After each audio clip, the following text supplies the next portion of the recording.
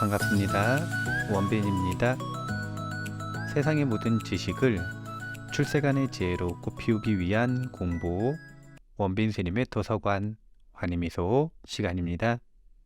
오늘은 식사가 잘못됐습니다 가지고 왔고요. 마키타 젠지지음, 전선영 옮김, 강재영 감수, 던한 출판사입니다.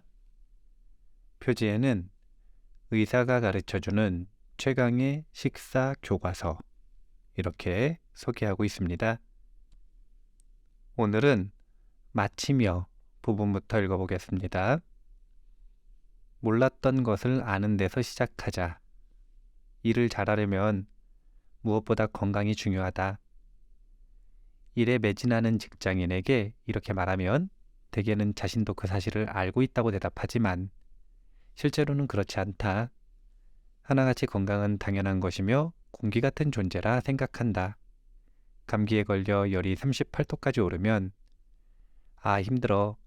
건강하다는 게 얼마나 고마운 일인지 앞으로는 몸을 좀 더 소중히 다뤄야지 하고 생각하지만 병이 나으면 금세 잊고 만다. 우리 병원에는 당뇨병을 내버려뒀다가 손 쓸 수 없는 지경에 이르러서야 찾아온 환자도 있었다. 그 전까지 진료를 받았던 의사에게서 이제는 인공투석밖에 없다는 선고를 받고 부랴부랴 찾아온 것이다. 인공투석은 한 번에 4시간쯤 걸리는 치료를 일주일에 3번 정도 받아야 하므로 삶의 질이 눈에 띄게 떨어질 수밖에 없다. 이 사람이 지금까지와 똑같이 일을 계속하는 것은 거의 불가능하다. 이 환자는 신체장애자 1급 판정을 받아 진료비는 무료다. 인공투석은 그만큼 큰일인 것이다. 지금까지 그렇게 심각한 지경에 이른 환자의 태반이 남성이고 그들 중 다수가 일에서 성공한 사람이었다. 그들은 30, 40대에 혈당치 이상을 지적받았지만 자각 증상이 없기 때문에 별다른 조치를 취하지 않은 채 계속 일에 매달렸을 것이다.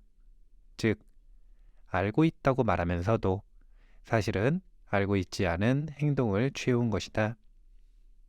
남성 중에는 나는 굵고 짧게 살 생각이기 때문에 당뇨병 따위는 치료하지 않는다 라고 말하는 사람도 적지 않다.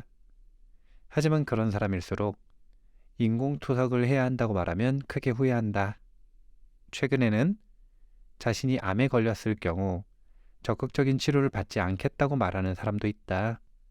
이것도 알고 있다고 하지만 결국 아무것도 모르는 전형적인 사례다.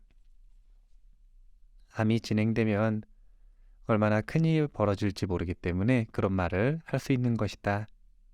말기에 이르면 고통을 견디지 못해 병원으로 달려오게 된다. 한창 일할 나이의 직장인들에게 다시 한번 강조한다. 첫째, 건강관리를 위해 신경 써야 할 것은 칼로리가 아니라 탄수화물이다.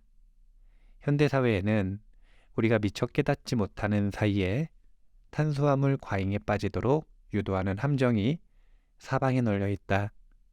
그런 함정에서 벗어나 탄수화물 섭취량을 줄이는 것이야말로 비만에서 노화, 노화에서 질병을 피하는 유일한 식사법이다.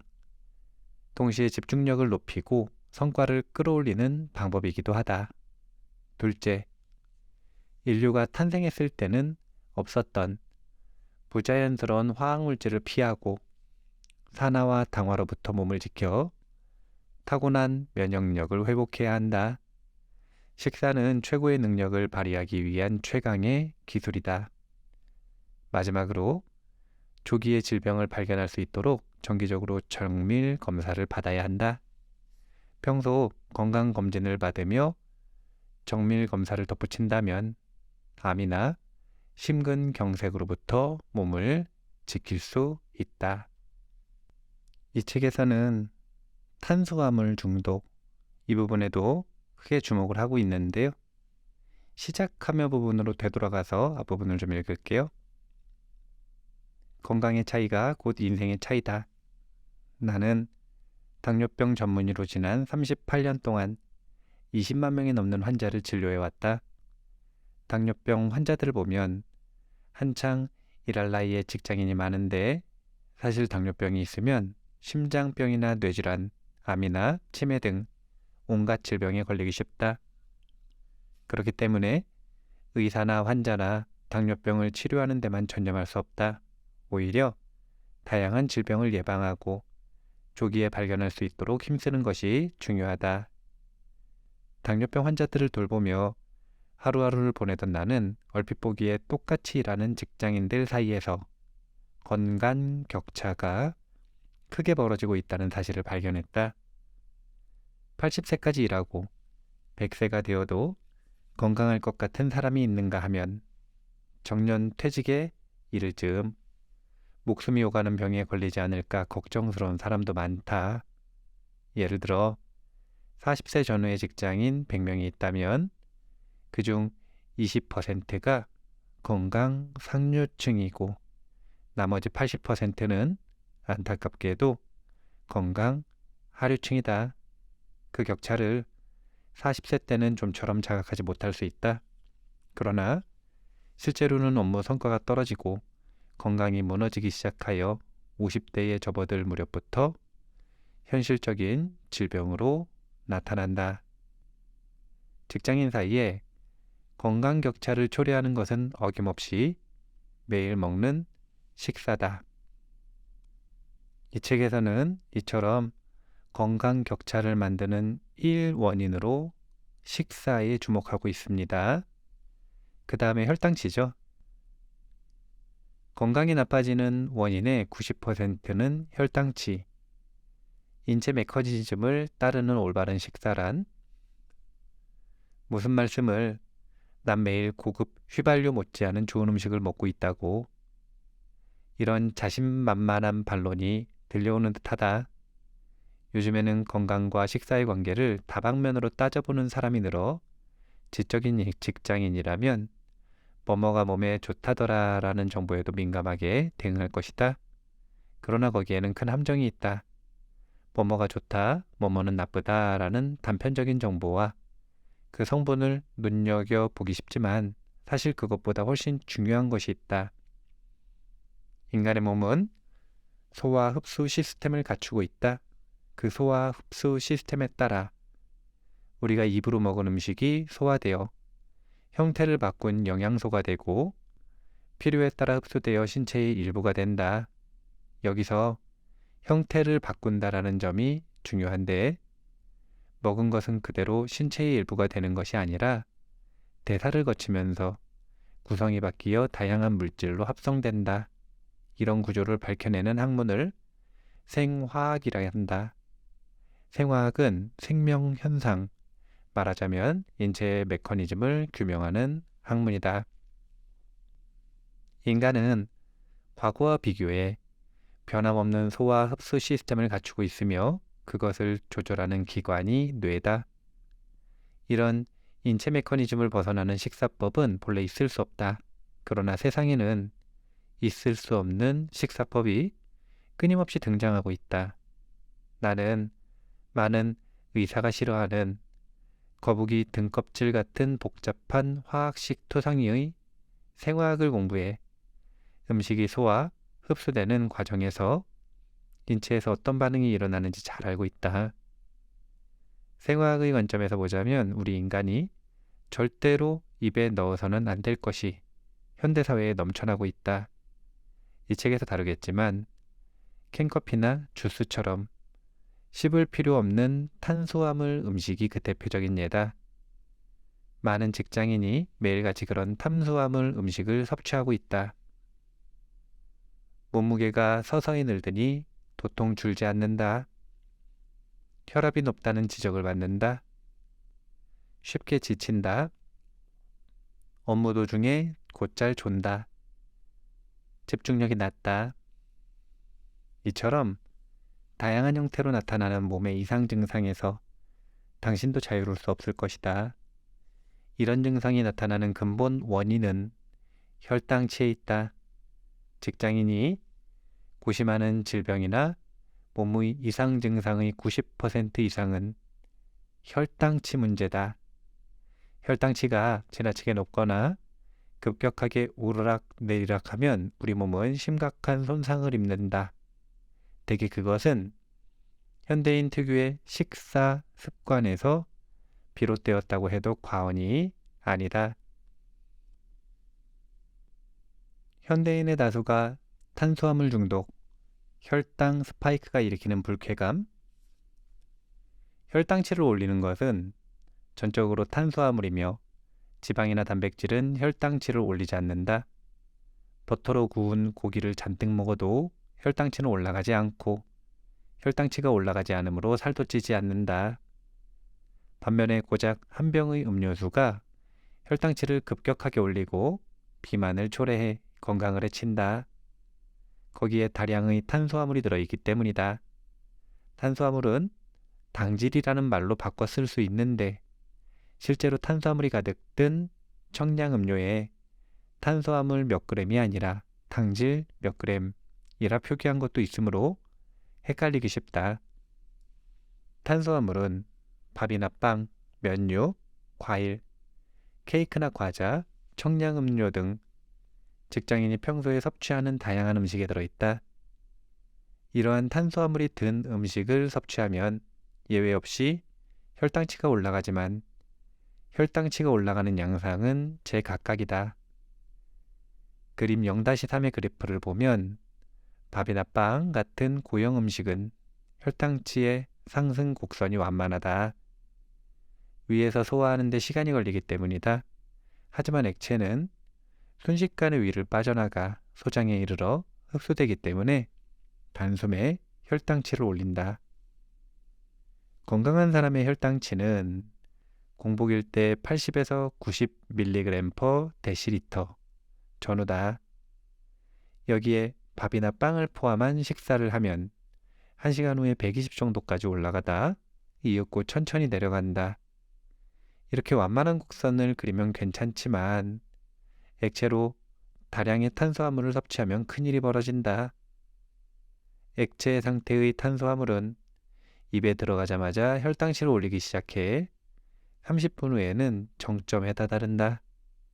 캔커피 하나를 마시면 당뇨병이 없는 건강한 사람도 30분 후에는 혈당치가 140 정도까지 치솟는다.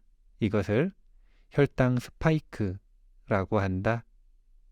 혈당 스파이크가 일어나면 이번에는 롤러코스터처럼 단숨에 하강해 혈당치가 극도로 낮은 상태가 되고 만다. 이때 몸속에서 일련의 변화가 일어난다. 혈당치가 급격하게 올라가면 세로토닌이나 도파민 같은 뇌내 물질이 분비되어 기분이 들뜬다. 바로 이런 이유로 업무 시작 전에 정신을 차리려면 커피를 마셔야 한다라는 오해가 생긴 것이다. 이렇게 만족도가 최대치에 이르러 기분이 들뜨는 지점을 지복점이라 한다. 한편으로 혈당치가 급격히 올라간 것을 알아차린 몸은 그것을 낮추기 위해 췌장에서 다량의 인슐린을 분비하게 되고 그 결과 혈당치가 급격하게 떨어진다.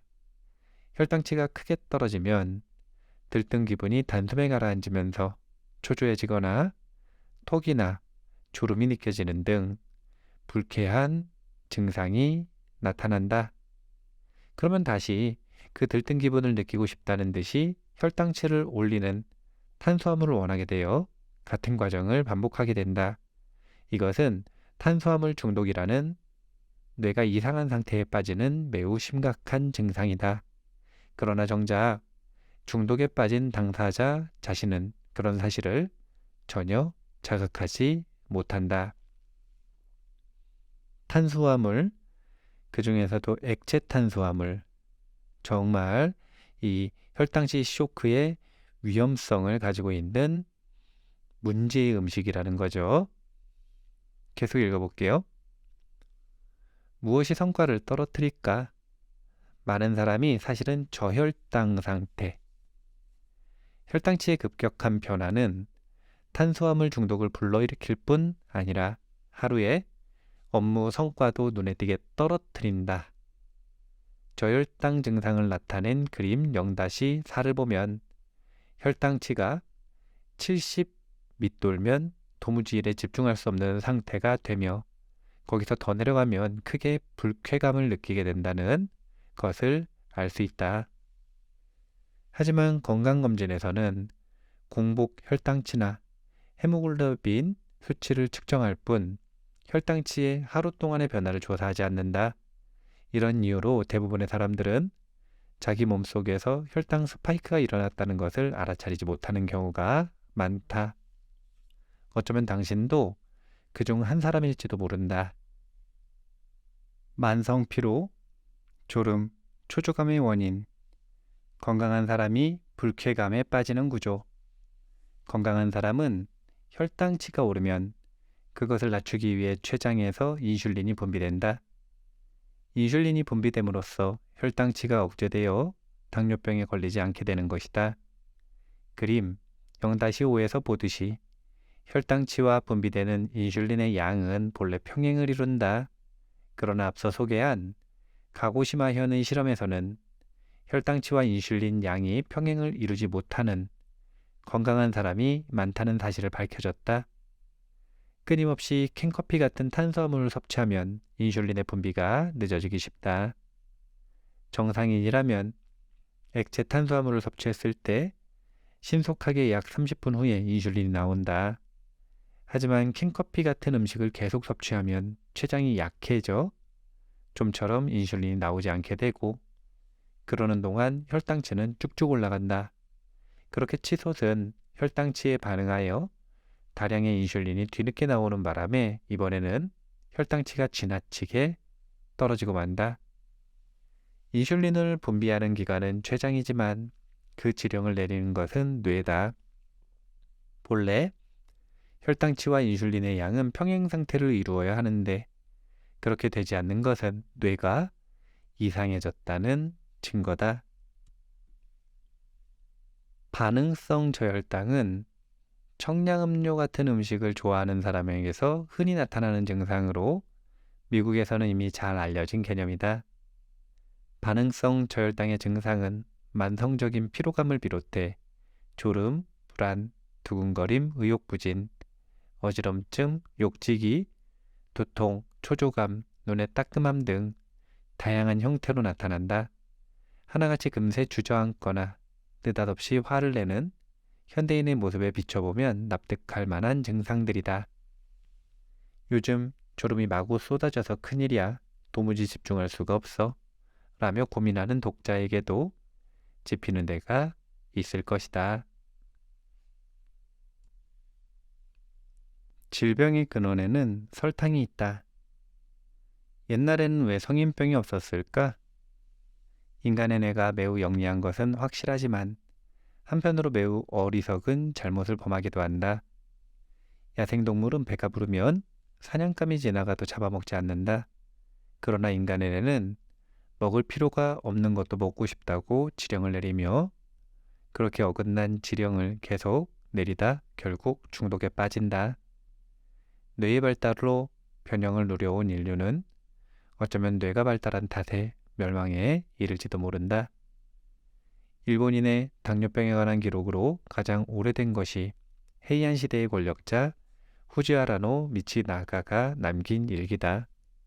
미치나가는 목이 곧잘 마르고 시력이 떨어져 고민했다고 하니 분명 당뇨병이었을 것이다.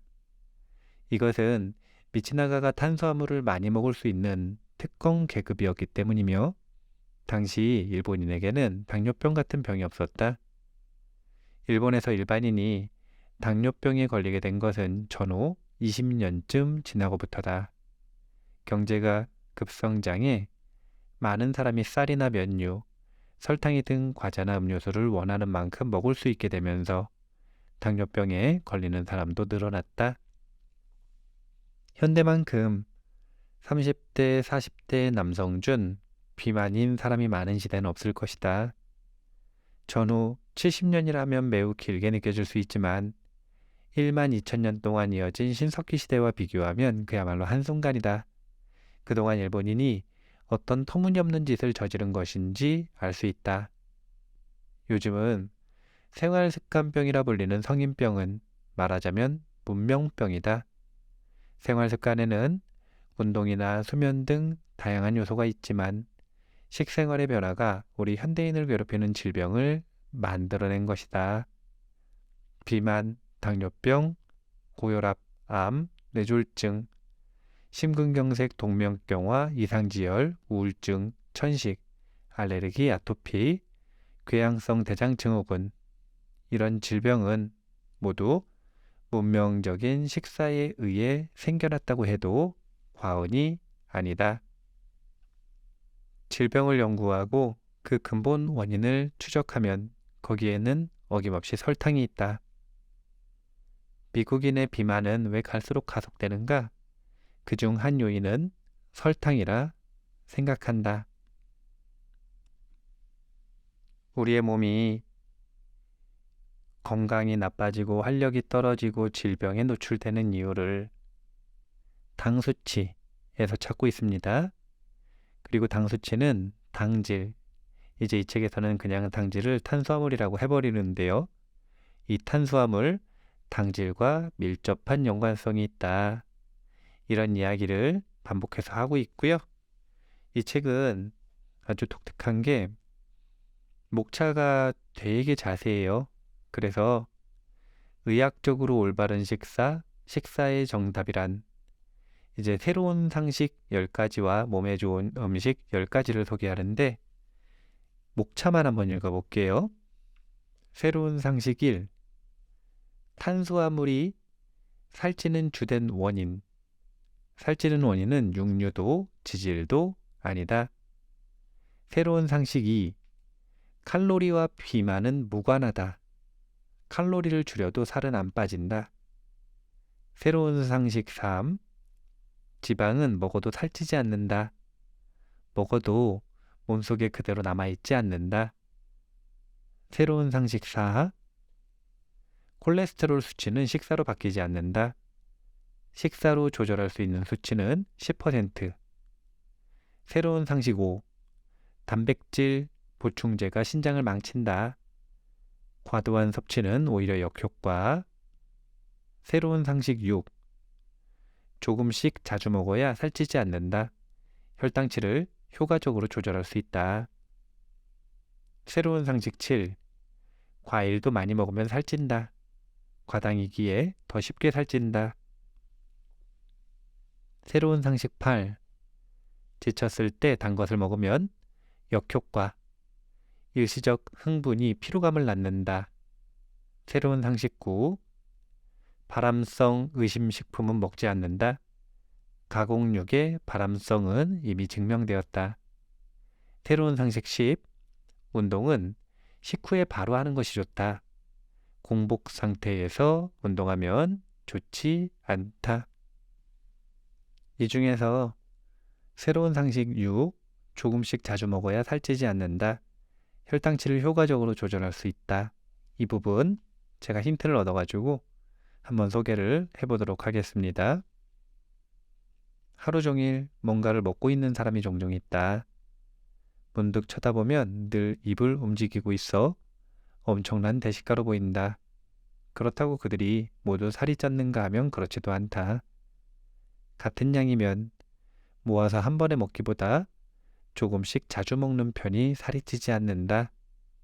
하루 3끼가 이상적이라 하지만 사실은 5끼, 6끼로 나눠 먹는 편이 더 좋다. 중요한 것은 공복에 탄수화물을 왕창 섭취하지 않는 일이다. 배가 고프다면, 라면을 곱빼기로 먹는다면 그야말로 최악이다. 공복감이 느껴지면 적절한 양의 식품을 섭취해 혈당치가 지나치게 올라가지 않도록 조절해야 한다. 이것이 바로 지적인 직장인의 식사법이다. 하루 3끼, 식사 시간 외에 조금씩 자주 먹는 지식과 기술을 익히자. 이렇게 조금씩 자주 나눠 먹는 기술 같은 경우에는 스탠퍼드 대학의 최고의 피로회복법이라고 하는 책에서 스탠퍼드 대학의 소속 선수들이 좋은 성적을 올릴 수밖에 없는 컨디션 조절법에서도 소개되고 있습니다.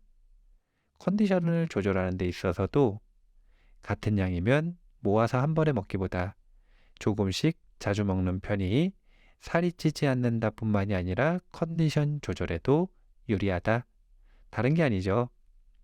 이 책에서 이야기하는 당, 당 수치, 그러니까 혈당 쇼크, 혈당 스파이크가 일어나면 순간적으로 고혈당이 되었다가 저혈당 상태로 변해버리기 때문에 컨디션이 엉망이 되어버리죠. 그래서 조금씩 자주 먹는다.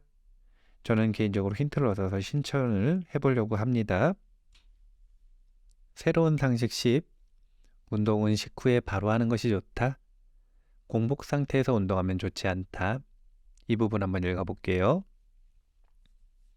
탄수화물을 먹으면 혈당치가 올라가지만 식후에 바로 운동을 하면 혈당치 상승을 억제할 수 있다. 이런 이유로 운동은 식후에 바로 하는 것이 효과적이다. 예전에는 식후에는 소화를 위해 느긋하게 쉬는 것이 상식이었다. 그러나 애초에 식후에 느긋하게 쉬어야 할 만큼 한 번에 많은 음식을 먹어서는 안 된다. 식사할 때는 혈당치가 크게 상승하지 않도록 배가 70% 정도 부를 때까지만 먹어야 한다. 한때 공복 상태에서 운동을 하면 지방이 탄다는 말도 떠돌았다. 하지만 공복일 때 운동을 하면 그 후 다시 배가 고픈 상태에서 폭식하게 되어 혈당치가 급격히 상승한다. 혈당치가 상승하면 그만큼 살이 찐다. 공복 상태의 운동은 낡은 생각이 된 지 오래다. 탄수화물을 많이 섭취했을 때는 식후에 바로 운동을 해서 혈당치의 상승을 억제한다면 비만을 확실하게 막을 수 있다. 이 경우 달리기뿐 아니라 실내에서 스쿼트나 스트레칭 같은 간단한 동작을 하는 것만으로도 충분하다. 어떤 운동을 해야 하는가? 걱정이 많으신 분들이 있을 텐데요. 점심을 먹고 나서 20분간 걷는다. 식후의 휴식은 살찌는 지름길. 요거 한 번 더 읽을게요. 앞서 말했듯이 식후에 바로 운동을 하면 혈당치 상승을 억제할 수 있다. 이때 운동이란 올라간 혈당치를 낮추는 것이 아니라 혈당치가 처음부터 올라가지 않도록 하는 역할을 한다. 혈당치를 관리하기 위해서라도 식후에 바로 운동을 하는 것이 좋다. 점심시간 1시간 중 주문한 음식이 나오기까지 10분. 그것을 천천히 씹어 30분 동안 먹는다면 남은 시간은 20분이다. 그 시간 동안 빠른 걸음으로 걸으면 혈당치 상승을 억제할 수 있다. 회사 근처를 걸어도 좋고 회사로 돌아와 계단을 오르내리는 것도 효과적이다. 특히 탄수화물이 많은 음식을 먹었을 때는 식후에 바로 운동을 해야 한다. 점심 말고 저녁은 어떻게 해야 하는가? 잠들기 4시간 전에는 먹지 않는다. 소화 흡수에는 4시간이 걸린다. 저녁 식사는 잠들기 4시간 전에 마치는 것이 이상적이다. 우리 몸은 먹은 것이 완전히 소화, 흡수되기까지 약 4시간이 걸리기 때문이다. 입에서 잘게 부서져 소화 효소와 섞인 음식물은 위로 보내진다. pH 1.5의 강산성 위액이 1회 식사에 500cc 정도 분비되어 밥과 같은 탄수화물은 2시간 이상, 육류와 생선은 3시간 이상에 걸쳐 조금씩 소화시킨다. 그 후 십이지장에서 알칼리성 체액과 섞여 중화되고 소장에서 흡수되기까지 4시간 이상이 걸린다. 이런 과정을 무시하고 저녁을 먹자마자 잠을 자면 소화 불량이 되어 다음날 아침 위부근이 묵직하니 불쾌한 증상이 나타난다. 또 몸을 움직이지 않으면 포도당이 쌓여 비만으로 이어진다. 건강을 생각한다면 잠들기 전 4시간은 아무것도 먹지 않는 것이 좋다. 참고로 위에서 음식물이 소화되는 평균적인 시간은 다음과 같다. 밥은 2~3시간, 살코기, 단백질은 4시간에서 5시간, 고기지방 7시간에서 8시간. 감수의 글에는 이런 표현이 있습니다. 우리가 알고 있는 식사법은 온통 오류투성이다. 고지혈증 환자들 중에는 고지방 식품을 즐겨 먹는 사람보다 탄수화물 중독 상태인 사람이 더 많다. 따라서 고지혈증 치료 식단은 탄수화물, 즉 당류 섭취를 줄이는데 역점을 둬야 한다. 고지방 식사를 통한 콜레스테롤 섭취가 혈중 콜레스테롤 수치에 미치는 영향은 10%에서 20%에 불과하기 때문이다. 역시나 탄수화물에 대한, 당류에 대한, 즉 당 수치에 대한 초점이 철저하게 맞춰진 책의 내용이라고 생각을 하시면 돼요. 그러니까 그 내용을 정리해보면 이렇죠. 건강에 문제가 생기고 활력이 떨어지고 컨디션이 나빠지고 질병이 생기는 이유는 다른 이유가 아니라 당 수치하고 연관이 있다 이거예요. 그럼 당 수치는 무엇과 연관이 있는가? 식사와 연관이 있다. 그럼 식사의 무슨 부분과 연관이 있는가? 탄수화물, 당질과 연관이 있다. 여기까지가 핵심입니다. 어떻게 하면 당질을 줄일 것인가? 어떻게 하면 탄수화물을 줄일 것인가? 그 대신 무엇을 먹을 것인가? 어떻게 먹을 것인가? 당 조절을 어떻게 할 것인가? 어떻게 식사법을 바꾸고 트레이닝을 할 것인가? 이것이 이 책의 핵심이다. 이렇게 생각을 하시면 되고요. 식사가 잘못됐습니다. 마무리할게요. 세상의 모든 지식을 출세간의 지혜로 꽃피우기 위한 공부, 원빈스님의 도서관, 환희미소 시간이었습니다. 감사합니다.